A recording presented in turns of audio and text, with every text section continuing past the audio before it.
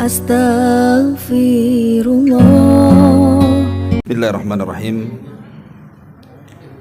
Assalamualaikum warahmatullahi wabarakatuh.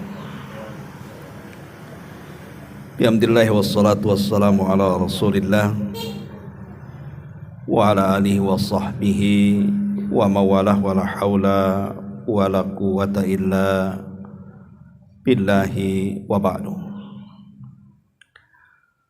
Alhamdulillah, segala puja dan puji hanya milik Allah subhanahu wa ta'ala. Salawat dan juga salam kita hadiahkan kepada Rasul kita Nabi besar Muhammad sallallahu alaihi wa ala alihi wasallam. Hadirin dan hadirat yang dimuliakan Allah subhanahu wa ta'ala, pembahasan di malam hari ini, karena masih suasana bulan Rabiul Awal, kita masih bicara seputar manusia terbaik, manusia pilihan Allah subhanahu wa ta'ala, Nabi kita Muhammad sallallahu alaihi wa alihi wasallam. Dan pembahasan di malam hari ini kita fokus kepada perjalanan Nabi sallallahu alaihi wasallam kelak pada hari kiamat. Jadi kalau sejarah Nabi ketika di dunia mulai lahir, hijrah sampai wafatnya mungkin sering dengar. Tapi bagaimana perjalanan Nabi sallallahu alaihi wasallam di akhirat? Inilah yang kita akan bahas di malam ini. Ma'asyiral muslimin wal muslimat rahimakumullah. Banyak dijelaskan dalam hadis-hadis yang sahih tentang sosok Nabi sallallahu alaihi wasallam di akhirat dan apa yang dilakukannya. Kita urut berdasarkan beberapa riwayat. Pertama, bahwa saat manusia dibangkitkan dari alam kubur-kubur mereka, setelah tiupan sangkakala kedua Israfil, maka yang pertama kali dibangkitkan dalam kubur itu adalah Rasul kita Muhammad sallallahu alaihi wasallam. Dan itu berdasarkan sabda beliau sendiri, ana awal man yanshaqu anhul qabr. Sayalah yang pertama kali manusia yang dibangkitkan dari dalam kubur. Jadi Rasul sallallahu alaihi wasallam adalah manusia yang pertama kali sebelum ada yang dibangkitkan dalam kubur itu adalah beliau sendiri. Walaupun dalam beberapa riwayat Rasul sallallahu alaihi wasallam ketika dibangkitkan itu dia melihat Nabi Musa juga dibangkitkan. Kemudian Rasul mengatakan, aku tidak tahu apakah aku dulu ataukah dia.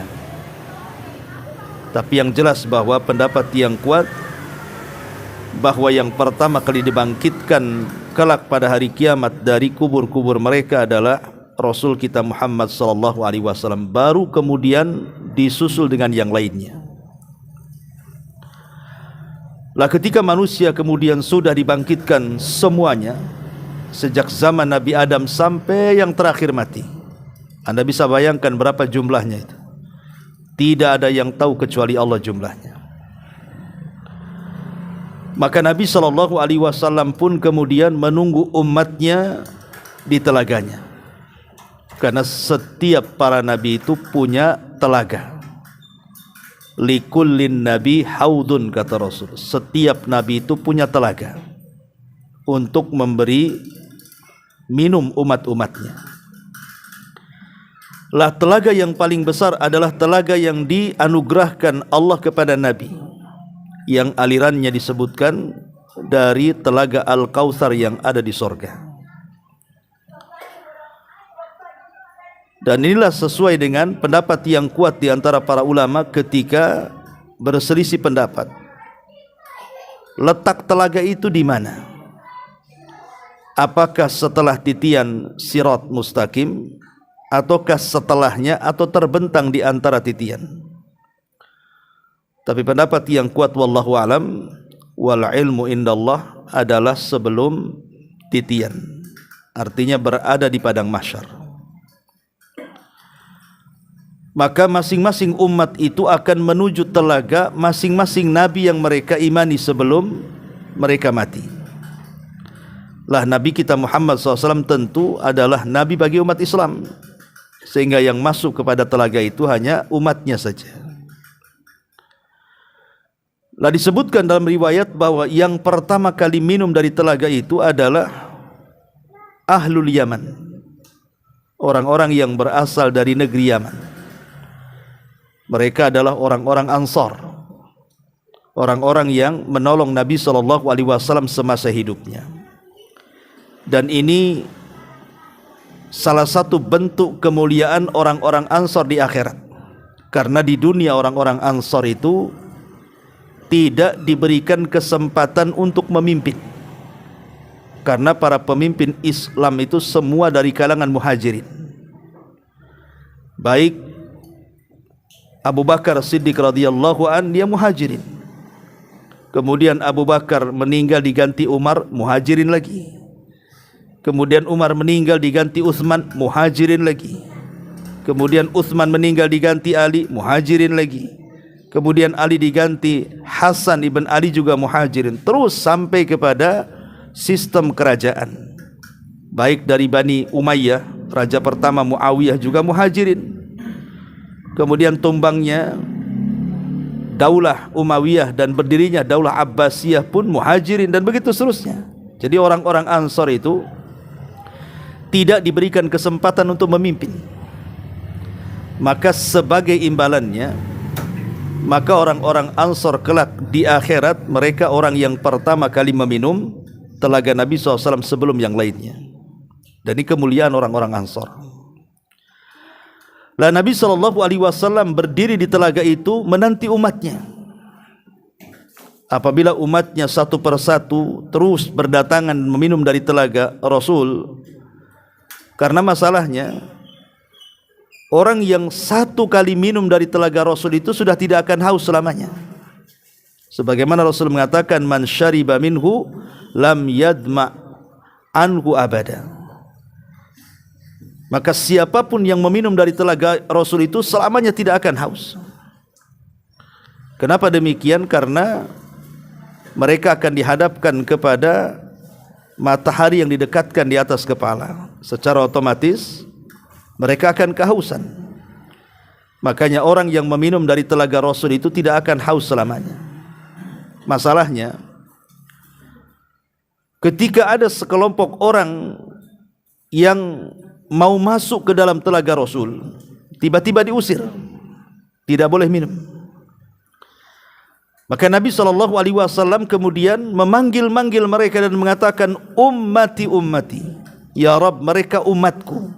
Kenapa kau usir mereka? Biarkan mereka masuk dan minum.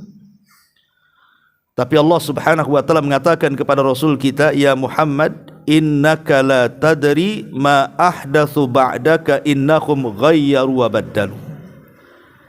Wahai Muhammad, engkau tidak tahu dengan umatmu itu, setelah meninggalmu umatmu itu sudah jauh dari sunnahmu, jauh dari syariatmu, bahkan merubah-rubah petunjuk dan juga ajaran.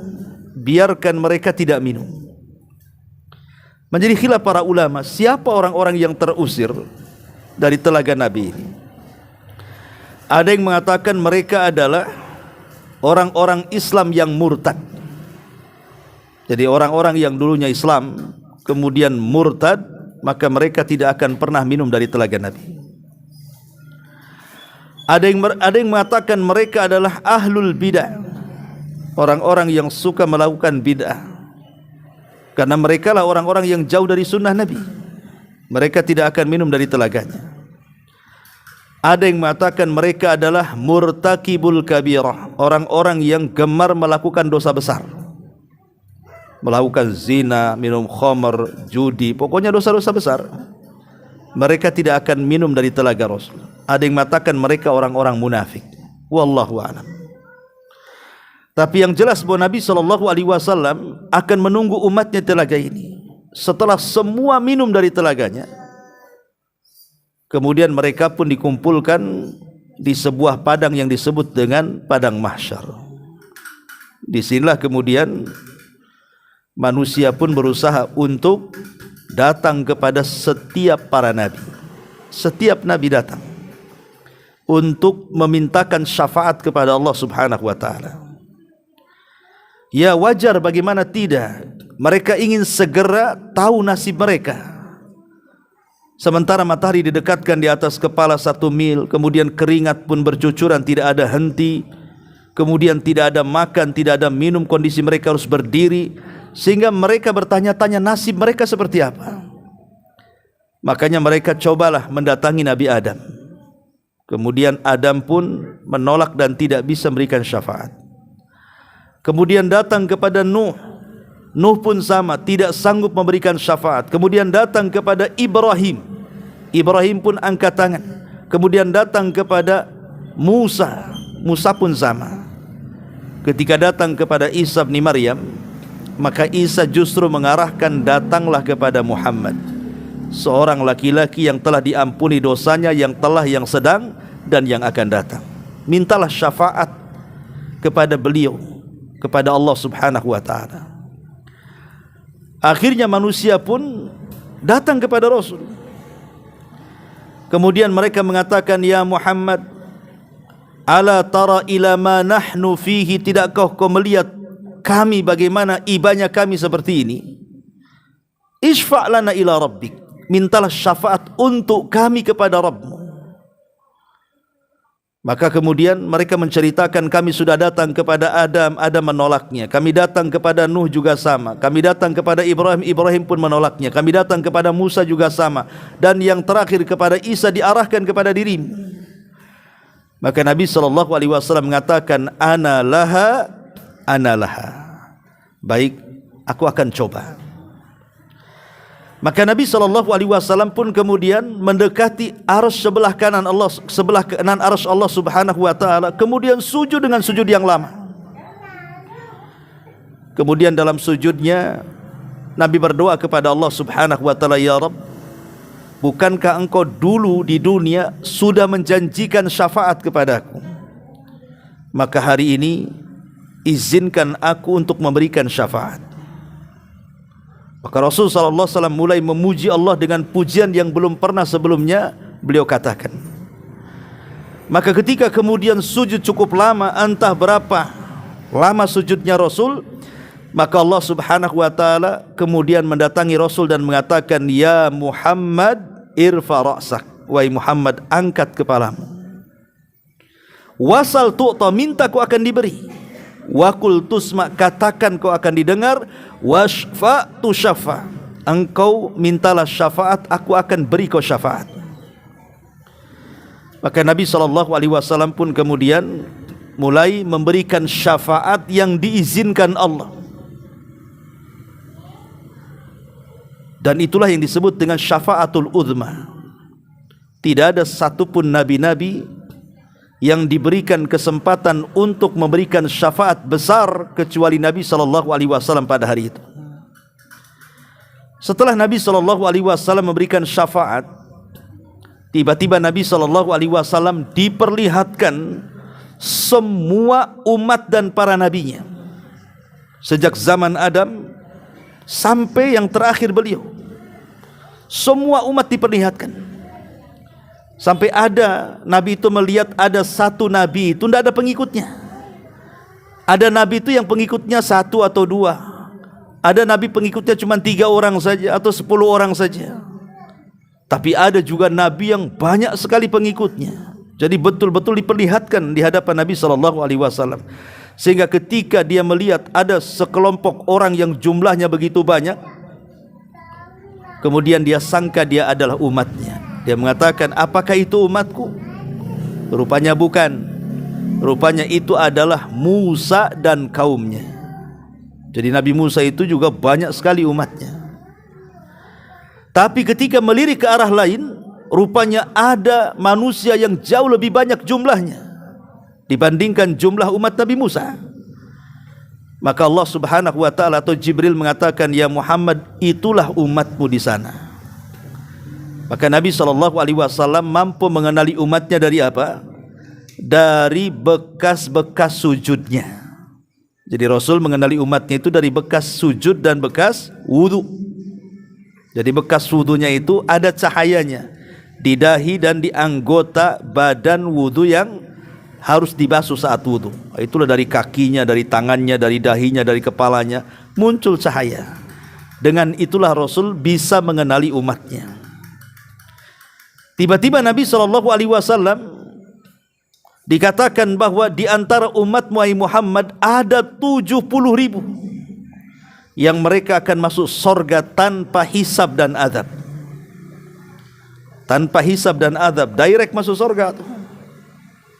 Kemudian Nabi SAW diberitahu tentang sifat-sifatnya. Di antaranya adalah alladzina la yastarkun wa la yaqtawun wa la yatatayyarun wa ala rabbihim yatawakkalun. Jadi 70.000 orang yang masuk surga tanpa hisab dan azab itu di antara sifat-sifatnya adalah orang yang tidak minta diruqyah, orang yang tidak minta diobati dengan besi yang dibakar, orang yang tidak tatayur menganggap untung dan buntung itu karena sebab burung atau yang semacamnya, dan orang yang senantiasa bertawakal kepada Allah Azza wa Jalla. Mereka lah orang-orang yang akan masuk surga tanpa hisab dan azab. Ma'asyiral muslimin yang dimuliakan Allah Subhanahu wa taala, lah Nabi juga melihat umatnya di beberapa tempat. Salah satunya adalah di tempat penimbangan amal. Jadi selain Nabi SAW melihat umatnya atau menunggu umatnya di telaganya, Rasul pun menunggu umatnya di tempat penimbangan amal itu. Rasul mendoakan umatnya agar kebaikan mereka lebih berat dibandingkan keburukannya. Karena hadis Anas bin Malik radhiyallahu an, ketika dia mengatakan, ya Rasulullah, sudikah engkau memberikan syafaat kepadaku kelak pada hari kiamat? Karena Anas sudah banyak berjasa, tentunya Rasul mengatakan, af'al ya Anas, tentu hai Anas. Kemudian kata Anas, ya Rasulullah, kalau begitu kelak pada hari kiamat, aina ajiduka, di mana aku dapati dirimu? Kau menunggu di mana aku akan menemui kamu di kelak pada hari kiamat? Maka Nabi SAW mengatakan, carilah aku di 3 tempat. Pertama di telagaku. Kalau engkau tidak mendapatiku di telagaku, carilah di tempat penimbangan amal. Kalau tidak bisa engkau temui aku di tempat penimbangan amal, carilah aku di titian. Artinya Nabi SAW juga hadir ketika manusia dari umatnya sedang ditimbang amalan mereka, dan berdoa kepada Allah Azza wa Jalla agar timbangan umatnya itu kebaikannya lebih berat dibandingkan keburukannya, karena itu yang akan menyelamatkan mereka. Faman thaqulat mawazinu, barang siapa yang berat timbangannya, fahuwa fi 'ishati radiyah, maka dia akan mendapatkan kehidupan yang diridhai Allah Subhanahu wa taala. Lah setelah kemudian proses hisab, kemudian proses timbangan, kemudian proses pembagian catatan dan begitu seterusnya, maka manusia pun mulai akan menyeberangi titian. Memang menjadi khilaf ulama akidah tentang apakah semua orang akan melewati titian itu, baik mukmin atau kafir, ataukah hanya orang-orang yang beriman, di mana orang kafir itu mereka akan langsung masuk ke dalam neraka tanpa melewati titian. Ya, ada sebagian ulama mengatakan bahwa orang kafir tidak akan menginjak titian, mereka langsung dimasukkan ke neraka. Tapi ada juga ulama mengatakan bahwa orang kafir juga akan melewati di titian, tetapi baru saja mereka melangkah, mereka sudah pada berjatuhan ke dalam jahanam. Lah orang yang pertama kali menyeberang titian itu adalah Nabi kita Muhammad SAW. Dialah orang yang pertama kali menyeberang. Kenapa? Karena umat Rasul adalah umat yang pertama kali menyeberang sebelum umat-umat yang lainnya. Lah Rasul yang pertama tuh menyeberang. Nanti setelah Rasul sudah sampai di ujung titian, maka Nabi SAW akan melihat umatnya setiap yang menyeberang, Rasul akan berdoa kepada Allah, Allahumma salim salim, ya Allah selamatkan dia, ya Allah selamatkan dia. Setiap umatnya menyeberang, Rasul meminta kepada Allah diselamatkan. Walaupun kenyataannya ya ada yang selamat, ada yang tidak, tergantung amalannya. Tapi bagaimana Nabi SAW sayangnya dengan kita, ketika kita ini meniti titian sirat itu, Rasul terus berdoa kepada Allah, Allahumma salim salim, ya Allah selamatkan umatku, selamatkan umatku. Setelah kemudian umatnya diselamatkan oleh Allah Azza wa Jal, sebagian mereka ada yang terjatuh, ya sebagian mereka mampu menyeberangi, karena kan macam-macam tuh, ada yang seperti kilat atau sudah di ujung, ada yang seperti kuda balap, ada yang seperti pelari dan begitu seterusnya. Ketika mereka sudah berada di Kontoro, Kontoro itu sudah ujung daripada titian tuh, di depannya sudah pintu-pintu sorga tuh. Disinilah terjadi namanya apa? Qisas. Orang yang zalim dan orang yang dizalimi dari kalangan kaum muslimin akan berjumpa di tempat ini. Ada yang bangkrut karena pahalanya diberi, ya. Ada yang harus menanggung dosa karena dosa orang lain dipikul dia. Ada yang masih ada stok pahala sehingga ada kesempatan masuk surga. Ada yang habis pahalanya kemudian terlempar kembali ke neraka. Banyak peristiwa di Kontoro ini. Tapi setelah kemudian itu terjadi, qisas itu, maka manusia mulai mendekati pintu-pintu surga. Berjubellah manusia di situ itu. Karena Rasul yang mengatakan, sayati alaikum zaman, akan datang waktunya nanti orang itu berdusel-dusel di pintu-pintu surga. Mereka tidak bisa masuk masalahnya, ya. Karena pintu surga walaupun seluas itu tidak dibuka, dan tidak ada yang bisa membuka, dan sudah dibuka oleh para nabi pun tidak bisa dibuka. Lalu siapa yang membuka pintu surga itu? Maka Nabi SAW mengatakan, ana awal man aftatihu babal jannah. Sayalah orang yang pertama kali membuka pintu surga. Maka Nabi SAW mendekati pintu-pintu surga kemudian mengetuknya. Apabila Rasul mengetuknya, kemudian penjaga pintu surga malaikat Ridwan akan mengatakan, man, siapa kamu? Maka Rasul mengatakan, ana Muhammad, saya adalah Muhammad. Maka Ridwan mengatakan, umirtu alla aftah li ahadin qablaka ya Muhammad. Aku sudah diperintah Allah untuk tidak boleh membuka pintu sorga kecuali engkau yang minta. Kecuali engkau yang minta, kata malaikat Ridwan. Akhirnya kemudian semua pintu sorga dibuka satu persatu.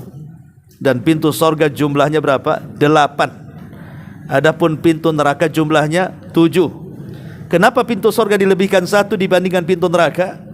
Untuk menunjukkan kasih sayang Allah itu lebih luas dibandingkan kemurkaannya. Makanya dilebihkan 1. Ya. Lah setelah kemudian pintu-pintu sorga dibuka, maka pintu itu akan diperuntukkan kepada orang-orang sesuai dengan kerajinan dia di dunia saat ibadah. Dia rajin apa? Bagi yang rajin sholat, maka dari pintu sholat malaikat akan mengatakan, hai orang-orang yang rajin sholat, masuk dari pintu sini. Kalau ketika di dunia dia rajin sedekah, maka malaikat yang ada di pintu sorga lain mengatakan, hei orang-orang yang ahli sedekah, masuk kau dari sini. Termasuk juga orang-orang yang ahli puasa, maka mereka akan masuk dari babur rayyan. Bab pintunya untuk orang-orang yang berpuasa, tidak ada yang masuk kecuali orang yang rajin puasa dari pintu itu. Sampai Abu Bakar Siddiq radhiyallahu an bertanya kepada Rasul, ada enggak orang yang masuk dari 8 pintu, suka-suka dia entah masuk dari pintu pertama, kedua, ketiga? Ada enggak orang yang suka-suka dia masuk dari semua pintu? Maka Rasul mengatakan, ya, dan aku harapkan engkaulah orangnya, katanya. Kata Rasul mengatakan, ya ada, dan saya berharap engkau yang seperti itu, kepada Abu Bakar. Ini menunjukkan keistimewaan Abu Bakar Siddiq radhiyallahu an. Apakah cuma Abu Bakar saja? Tidak.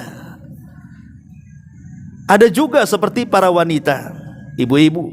Ya. Hadis Nabi SAW mengatakan, idza shallatil mar'atu khamsaha wa shamat syahraha wa hafidhat farjaha wa ata'at ba'laha qila laha udkhulil jannah min ayyi abwabis thamaniyati sya'at atau syi'ti. Kata Nabi SAW, apabila seorang wanita dia jaga solat 5 waktunya. Bukankah laki-laki juga harus menjaga solat 5 waktu? Iya, tapi perempuan harus lebih menjaga. Kenapa? Karena ada waktu-waktu mengeluarkan darah haid. Jangan sampai kemudian karena dia meremehkan solat, mengakhir-akhirkan waktu solat yang harusnya ketika solat tidak sedang haid, ketika diakhirkan waktunya datang pula haid dia, berarti dia meninggalkan solat tuh. Makanya wanita harus lebih menjaga solat 5 waktu. Kemudian yang kedua, wasamat syahroha, dan wanita harus menjaga puasa Ramadannya. Bukankah laki-laki juga sama menjaga puasa Ramadan? Ya, tapi perempuan harus lebih. Kenapa? Karena setiap perempuan di bulan Ramadan pasti punya utang. Enggak mungkin tidak punya utang. Kalau laki-laki lunas, tapi kalau perempuan mesti punya utang karena datang haid. Ada wanita-wanita itu yang ketika lewat Ramadan tidak segera diqadha sampai tahun depan, sampai bulan Sya'ban tahun depan baru sibuk dia mengqadha puasa Ramadan. Celakanya dia qadha itu sudah dekat-dekat Ramadan, sehingga mungkin seminggu lagi mau Ramadan baru dia sibuk mengqadha haid dia di waktu Ramadan tahun kemarin. Ketika mau mengqadha keluar lagi darah haid dia. Akhirnya 2 tahun berturut-turut dia punya utang jadinya kan. Makanya harus dijaga tuh puasa bagi wanita itu.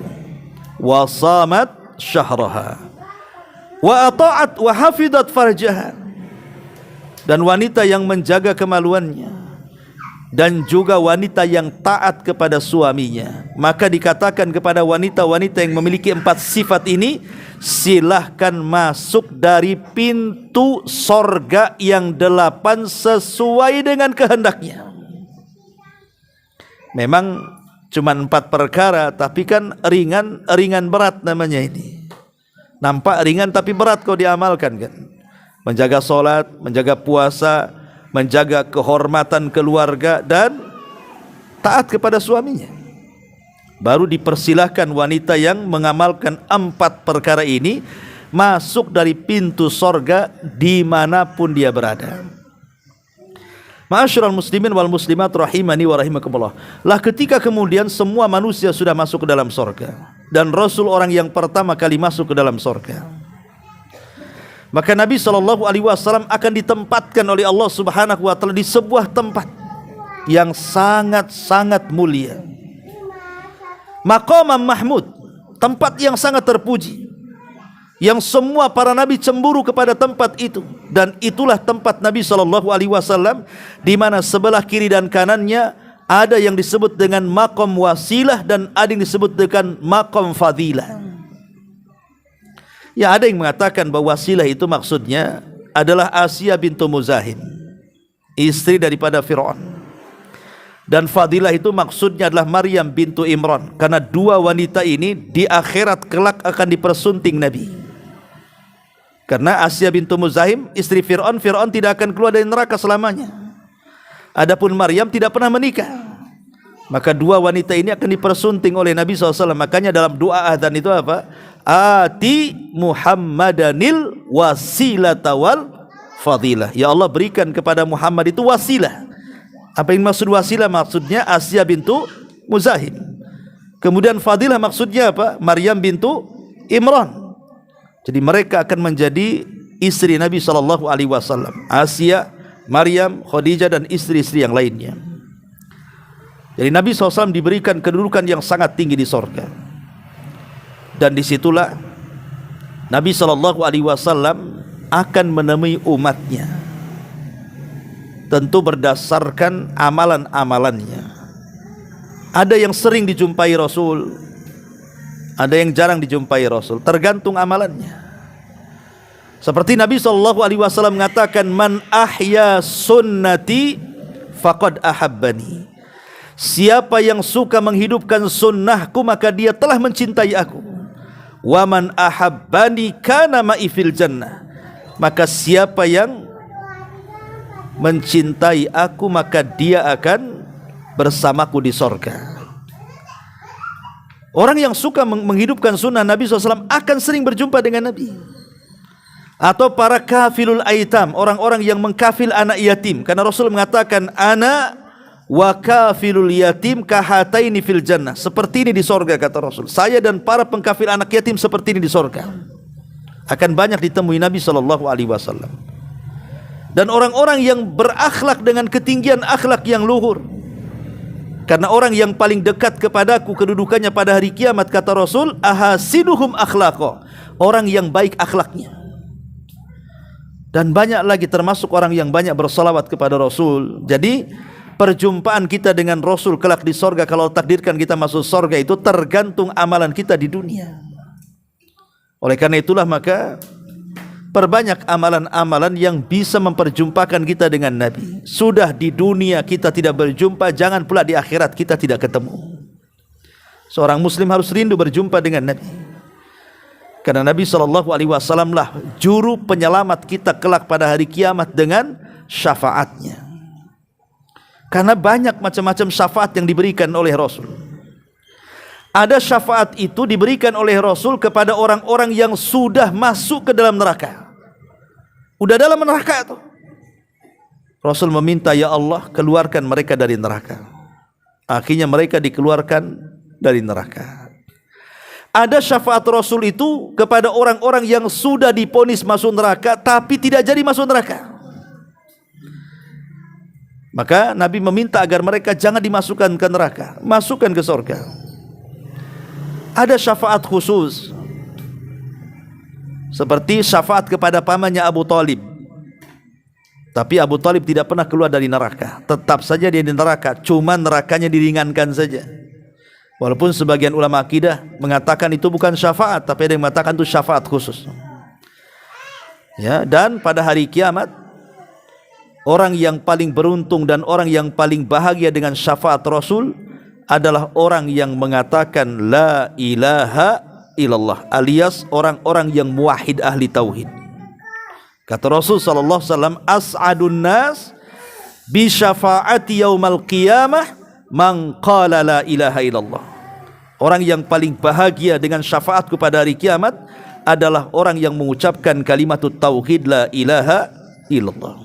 Subhanallah, ya. Itulah sekilas tentang perjalanan Nabi SAW. Kalau saya ringkas, maka Nabi SAW orang yang pertama kali bangkit dari kuburan. Kemudian setelah itu Nabi SAW menanti umatnya di telaganya. Kemudian setelah itu ada proses syafaatul uzma. Maka Nabi SAW diizinkan untuk memberikan syafaatul uzma. Termasuk Rasul diperlihatkan semua Nabi dan umatnya. Bahkan Nabi SAW dan umat Islam akan menjadi saksi bagi semua para Nabi. Jadi umpamanya Nabi Nuh itu dikumpulkan beserta umatnya. Maka Allah bertanya kepada Nuh, Nuh, sudahkah kau sampaikan risalahku kepada umatmu? Kata Nuh, sudah. Maka Allah akan mengatakan kepada umat Nuh, umat Nuh, betul Nuh sudah menyampaikan risalahnya. Kata umatnya, dusta ya Rabb, Nuh tidak pernah menyampaikan risalahnya kepada kami. Maka Allah mengatakan, ya Nuh, adakah saksi bahwa engkau sudah menyampaikan risalahmu kepada umatmu? Maka Nuh mengatakan, ya, aku punya saksi. Kemudian ditunjuk kepada Rasul dan umatnya kita-kita ini. Maka Allah Subhanahu wa ta'ala juga akan memanggil kita di hadapan Allah dan mengatakan, kenapa engkau mau jadi saksi akan Nuh? Apakah dia menyampaikan risalah atau tidak? Maka kita akan mengatakan, ya Rabb, tentu kami siap menjadi saksi bagi Nabi Nuh. Allah mengatakan, bukankah kalian tidak hadir saat Nuh hidup di zaman itu? Kau enggak ketemu zamannya, macam mana akan jadi saksi? Maka umat Rasul dan umatnya mengatakan, yang mengatakan Nuh menyampaikan risalah itu bukan kami ya Rabb, tapi engkau sendiri. Kemudian dibacakan Al-Quran yang menceritakan tentang perjuangan Nuh berdakwah kepada kaumnya. Maka Allah pun membenarkan Nuh dan mendustakan umatnya. Ya, jadi banyak perjalanan Nabi SAW selama di akhirat di mana mereka atau Rasul SAW betul-betul mengurus umatnya. Kalau bisa jangan sampai ada satu pun umatnya dimasukkan ke dalam neraka. Tapi sekali lagi, neraka dan sorga milik Allah. Allah lah yang menentukan siapa yang masuk sorga dan siapa yang masuk ke dalam neraka.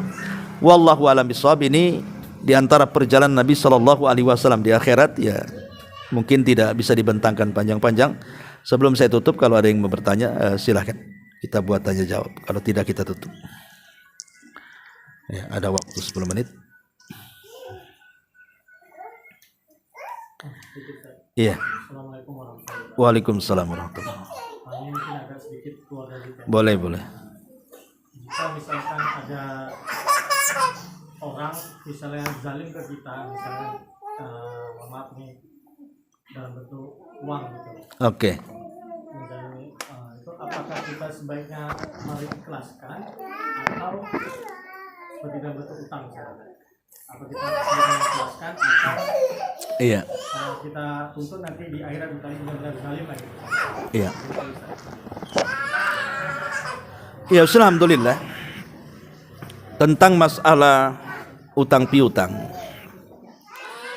ada hadis Nabi SAW yang mengatakan, man yassara am mu'sirin fid dunya yassarallahu anhu fid dunya wal akhirah.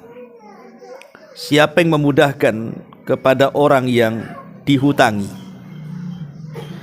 maka Allah akan mudahkan urusannya di dunia, dan Allah juga akan mudahkan urusannya di akhirat. Apa yang dimaksud memudahkan orang yang dihutangi itu? Pertama, dengan cara memberikan tangguhan lebih lama lagi. Ya sudahlah, kalau engkau tidak sanggup bayar bulan ini, saya tambah 3 bulan lagi, atau setahun lagi, atau kapan-kapan kau ada uang bayar. Ya. Yang kedua, atau dengan cara mengurangi nominal hutangnya. Kalau hutangnya 10 juta, kau bayar 5 juta sajalah. 5 jutanya saya sedekahkan. Atau yang paling tinggi, ya betul-betul mengikhlaskan. Sudah saya ikhlaskan. Bukan berarti diikhlaskan di dunia tidak ada perhitungan di akhirat. Tetap masih ada perhitungan di akhirat. Cuman di dunia kita ikhlaskan supaya kita dapat pahala maksudnya. Tapi perhitungan dia di akhirat belum selesai. Ya. Kita ikhlaskan. Lah inilah bentuk memudahkan orang yang kita hutangi, memberikan tangguhan waktu, atau memangkas hutangnya, atau mengikhlaskan secara keseluruhan. Ulama mengatakan, kalau kita menghutangi uang kepada orang, setiap hari kita mendapatkan pahala sebesar nominal hutang yang kita berikan kepadanya. Jadi kalau seandainya, makanya kenapa makin lama tangguhan makin banyak pahala, tapi makin sedikit waktu tangguhan ya sedikit juga pahalanya. Karena hutang piutang dalam Islam itu memang murni soal sosial. Tidak boleh mengambil keuntungan dalam hutang piutang. Kalau ada keuntungan dalam hutang piutang, maka jatuhnya riba. Ingat ya, hutang piutang dalam Islam itu murni sosial. Hutang segitu bayar segitu. Tidak bisa hutang segitu bayarnya lebih. Nanti jadi rentenir, nanti jadi riba nantinya ya. Jadi memang murni soal sosial. Makanya karena ini urusan sosial berpahala. Ya kan, ini soal sosial berpahala. Makanya pahala itu akan didapat. Dan kalau seandainya sudah masa tangguhannya sudah sampai, kemudian masih belum bisa untuk membayar, maka pahalanya akan dilipat gandakan 2 kali lipat sampai dia bisa bayar. Kalau sampai kiamat tidak bisa bayar, setiap hari antum dapat pahala dari dia 2 kali lipat. Itu kalau kita paham tentang pahala kan gitu ya. Itu di dunia, belum lagi di akhirat. Makanya kemudian ketika kita memudahkan orang yang dihutangi itu, maka pahalanya besar sekali. Ustaz dia zalim, ya zalim itu urusan dia dengan Allah. Ada perhitungan sendiri.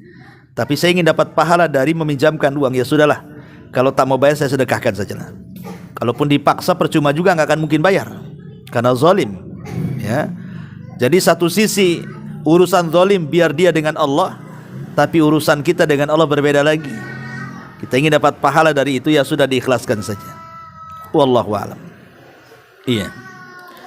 Bismillah, izin bertanya Ustadz, hukum berjualan atau menerima pesanan acara gereja? Iya.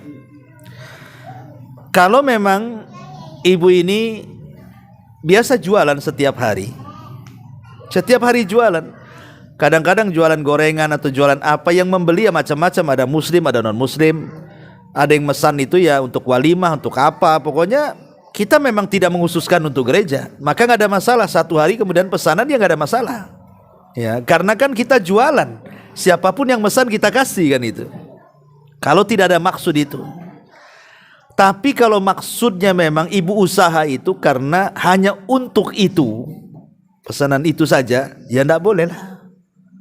Apalagi acara-acara yang jelas-jelas gitu ya, acara-acara yang di situ mempengaruhi akidah kita. Seperti Natal itu kan acara-acara yang bertentangan dengan akidah kita. Sebab kalau kita mengucapkan selamat Natal, artinya kita mengakui Isa itu Tuhan, Isa itu anak Tuhan, Isa itu satu di antara 3 Tuhan, Isa itu disalib di tiang gantungan, padahal kita katakan Isa belum mati. Ya kan, kalau acara-acaranya memang menyimpang, ya enggak boleh. Tapi kalau ibu kan hanya jualan, siapapun yang pesan ya silakan saja. Nah itu lihat apakah dia jualan secara umum, tiba-tiba ada yang pesan dari sana, ada yang pesan di sini, ada masalah. Tapi kalau jualan khusus, memang dia tidak pernah buka kecuali untuk itu, itu tak boleh. Ya, karena dihususkan kan itu. Wallahu a'lam. Ya kalau, tapi ahsannya kalau memang bisa ditolak walaupun gambaran yang pertama, ya itu lebih baik lagi. Insya Allah rizki Allah akan Allah ganti. Insya Allah Allah gantilah. Oh ini sayang Ustadz, banyak pesanannya ini, udah kegambar untungnya. Allah maha kaya. Allah maha kaya, insya Allah Allah ganti. Ya.